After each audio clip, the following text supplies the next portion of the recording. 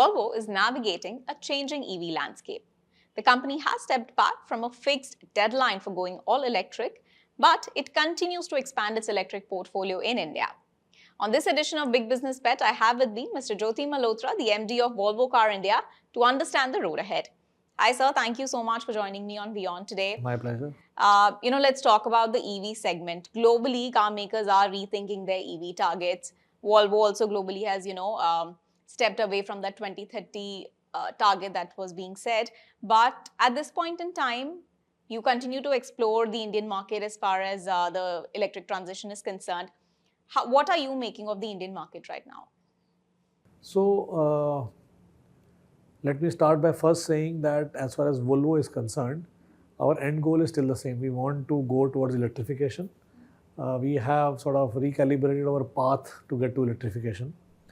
And we believe that the adoption in different countries, adoption in different regions are going to be very different, and we need to respect that. Keeping that in mind, we have sort of adjusted our road towards that.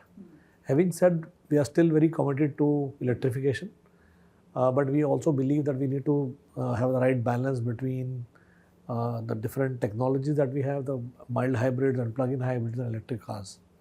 So, for India specifically, I think we are also committed on a similar path, and we have seen that in India, adoption has started to really rise quite well, especially in the luxury car segment. So 10% on an industry basis and 25% is internally what you're seeing.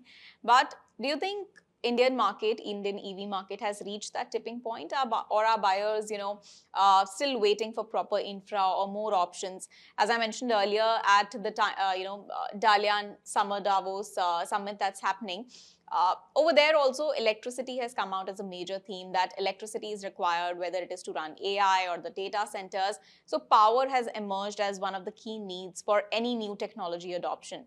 So how are you seeing that in your industry? As far as electricity is concerned, India has shown over a period of time that we have now surplus electricity, and over a period of time we are now adding more renewable energy, whether they are coming from solar or they will come from different sources. But the new capacities that are being added are all renewable, and that is important, because if we are going to depend on the old grid, then it's a challenge. But when you are adding renewable energy, that's something which is really good for our industry. That's why you would notice government is also nudging industry towards electrification. Yeah. So speaking of the segment that you operate in, the luxury segment, traditionally has meant bigger engines, more power. But now, do you see consumers accepting sustainability, technology, software, these over performance? So I think I would say performance is always going to be critical, but I think that's a hygiene. What customers expect now, in my view, the biggest change I have seen since COVID is that customers are valuing safety a lot more. Number two, I would say, I think in the Indian market now, luxury, I would say a decade back, was supposed to be a loud and I think sort of top of the voice, show off, whatever. But now people have started to present simplicity as new luxury. And again, if we go back, our roots are Scandinavian, and Scandinavians are known for, Volvo is known for those Scandinavian simple, elegant, yet very meaningful designs. And I think these things are, Indian customers are now starting to really absorb that and demand that, and that's really good. So speaking of your products, EX30 is priced at 41 lakhs, right? So that makes it more accessible. Is that a strategy to target younger, tech-savvy buyers, or is it part of the volume play? No, it is, see, if you look at our segments, obviously EX30 was a new segment, and we definitely want to expand the pond. Because as I said, Indian customers, India has a young population, there's a lot of aspiration. How do we meet that aspiration? By offering products which really meet their requirements. So I believe EX30 is at this end of the spectrum, and obviously what we have seen is we are still 41 lakh is still quite steep in that sense. If you look at the auto industry in India, auto industry has, as an industry, we have sold more around 4.5 million cars, and the luxury market is still very small, 50,000 here and there. So we need to see where the market will grow. The younger customers who come forward, they have aspiration to buy a car, and EX30 can fulfill that aspiration.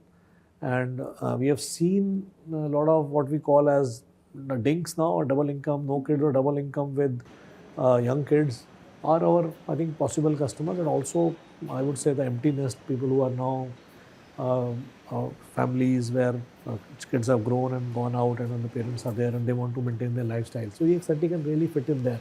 But it's a new segment. It does not really exist. So we tried to create a new segment here, and I think slowly and steadily we are trying to sort of bring more customers. For example, to bring one thing we heard from these young customers was they were a little worried on the resale value. What happens to my resale value? So we have come out with the assured buyback program that you buy a car and we will be able to give you back a 60% buyback assurance.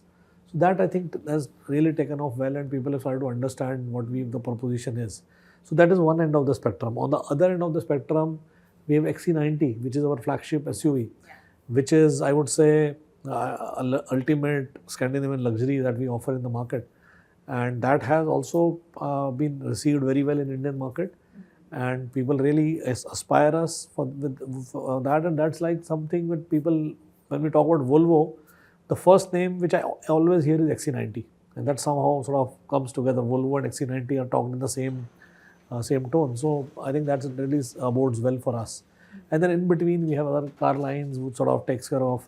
So idea is that we want to offer to our customers a range where we believe the market exists. And let me also tell you, Volvo will complete 100 years next year. And in India we are much younger. That sense, we are comparatively new entrant. We have just been in the market for more than a decade, out of which also in real sense we started doing our CKD assembly here in Bangalore from 2017-18.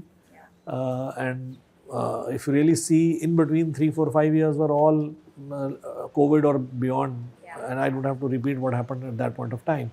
So we are comparatively much younger, I would say, player in the market. But we are very happy, and we have a lot of belief in this market. And I believe that the offerings that we have, starting from EX30 all the way to XC90, and the more cars that we are going to bring, will fulfill the aspirations of different segments of the customers. So you're talking about the Bengaluru plant. How important is that to you? We were talking about the reforms that are needed as far as local manufacturing is concerned. So as part of your 2035 strategy, how much of global manufacturing and engineering is going to come from India? See, India is going to be a very important market. It already is. So let me tell you, in Bangalore, we have an assembly plant. In Bangalore, we also have what is we call as ITH, India Tech Hub. So we are already doing a lot of work.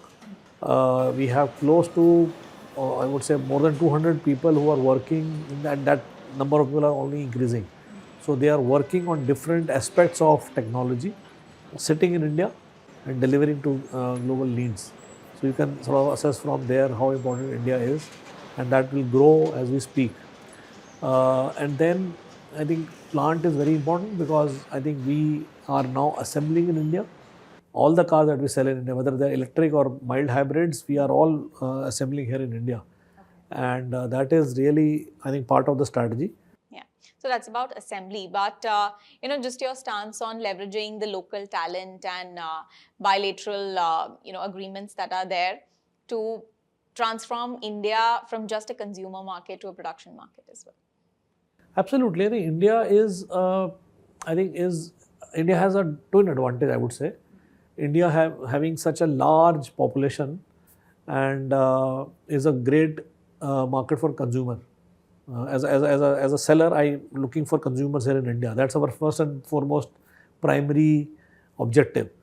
But India also offers talent. India also offers so many things that it can be seen as a potential manufacturing base. But in the long run, we'll have to assess. Having said that, with this new trade agreements kicking in, once the clarity comes in, I think we will be able to really assess as to, but it definitely offers that cars which are produced in India can be sent to other markets and our cars can come here. So we'll have to assess once the fine print comes out and accordingly take our calls from there. But it's a very welcome step. Any calculations, on the back of the envelope, any target percentage that you're looking at? No such sort of back of the envelope or any such calculation. I think as they say, God lives in details. We have not yet seen the fine print.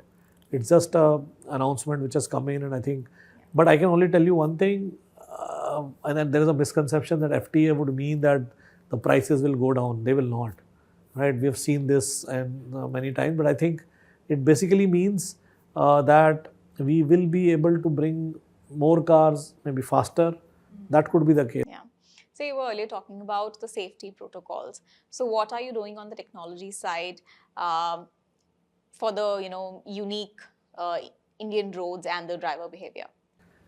See, number one, I think as you know, Volvo was the inventor, so to say, of the 3-point safety belt, and we sort of gave it without charging or without having patented it to all the car makers. So effectively, all the cars that you go around today, the 3-point seat belt, there is a bit of a Volvo in every car that is running.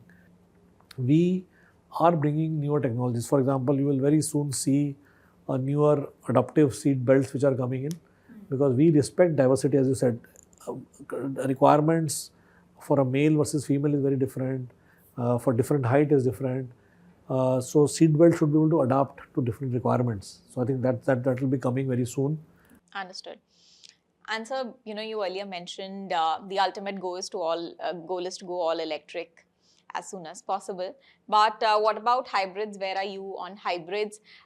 If you could just tell me more about, any friction on taxation. What are the kind of discussions you're having with the government on the policy front? Indian market has a potential for plug-in hybrids, but as of today, while there is support for battery electric vehicles, but plug-in hybrids are treated at par with the ICE engines or with mild hybrids, and that creates a bit of a challenge.